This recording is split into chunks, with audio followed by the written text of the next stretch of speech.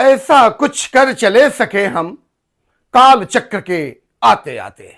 ऐसा कुछ कर चले सके हम काल चक्र के आते आते। धरती महके, अंबर महके, महक उठे जग जाते जाते, महक उठे जग जाते जाते। असंख्य आत्माएं प्रतिदिन पृथ्वी पर जन्म लेती हैं, पलती है, बढ़ती हैं और काल कवलित हो जाती है। सृष्टि के कुछ भाग को अपने व्यक्तित्व और कृतित्व की सुगंध से अप्लावित भी कर देती है। युग युगांतर तक उसकी कर्म क्रीड़ा जनमानस को में प्रेरित स्रोत बन जाती है।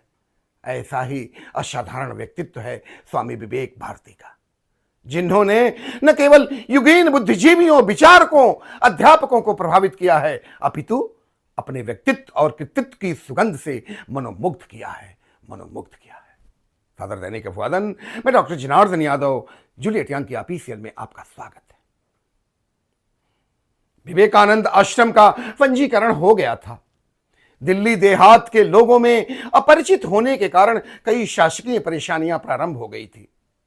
शिकारपुर के प्रधान नरेश कुमार त्यागी ने अपने दिए वचन के अनुसार 4 एकड़ जमीन स्वीकृत कर दी थी, परंतु जमीन का परिसीमन और रेखांकित करने के लिए पटवारी गिरदावर से कई बार संपर्क करने पर भी वे लोग सवाल नहीं सुने और टस से मस भी नहीं हुए, नहीं आए।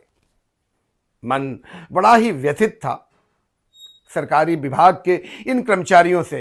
खैर, अंत में वे आए और आश्रम की भूमि की निशानदेही हुई। रामकृष्ण मिशन से पुस्तकें खरीदकर पढ़ने और प्रवचन सुनने से मेरे मन में स्वामी विवेकानंद का आश्रम बनाने हेतु गोकुलानंदन जी से कहा कि मेरी इच्छा है कि दिल्ली ग्रामीण क्षेत्र में स्वामी विवेकानंद के नाम पर एक आश्रम स्थापित किया जाए। वे बोले कि 5 एकड़ जमीन चाहिए। बड़ी उहापोह की स्थिति थी। रात भर नींद नहीं आई। प्रातः उठकर दौलतपुर में अपने विद्यालय जाने के स्थान पर मैं सीनियर सेकेंडरी स्कूल रेवाड़ी चला गया, जहां मेरे बड़े भाई समान मेरा दूसरा शरीर श्री दिलीप सिंह शास्त्री वहीं पर अध्यापन करते थे। शास्त्री जी तुरंत छुट्टी लेकर आए और हम दोनों ने 4 एकड़ जमीन पर खुद कुदाल चलाकर सपाट करने लगे और कटीले तार लगाए।